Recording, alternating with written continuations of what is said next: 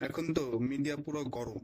কে কি পাচ্ছেন মন্ত্রীরা, কে কি পাচ্ছেন এমপিরা, শুধু এই নিউজ। সাধারণ মানুষ কি পাচ্ছে বা সাধারণ মানুষ কি পাবে বা আদৌ পাবে কিনা এরকম কোনো নিউজ আমরা আমাদের দেশের কোনো মিডিয়াতে বর্তমানে পাচ্ছি না। কারণ বেশ কিছু বছর ধরেই, অর্থাৎ আপনার অন্তর্বর্তীকালীন সরকার শপথ নেওয়ার পর থেকেই এই জিনিসটা উদ্ভব হয়ে গিয়েছে যে মানুষ, সাধারণ মানুষ, আমজনতা, তারা আসলে কি পাচ্ছে বা কি পাচ্ছে না।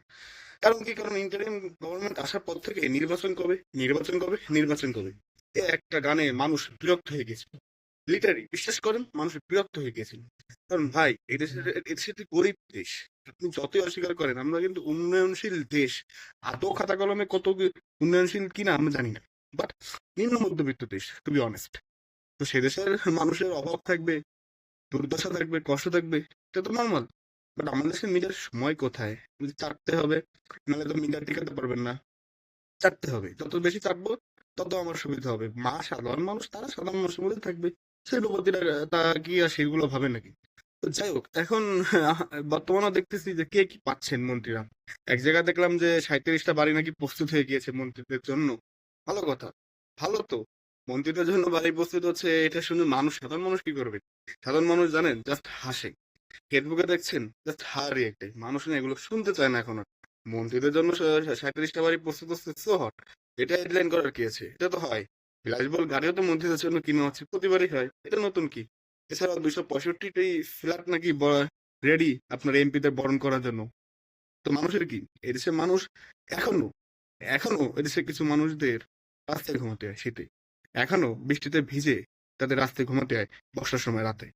তো সে দেশে এত লাক্সারিয়াস নিউজ দিয়ে তো লাভ নেই। হ্যাঁ, এরা এলিট, এরা পশ।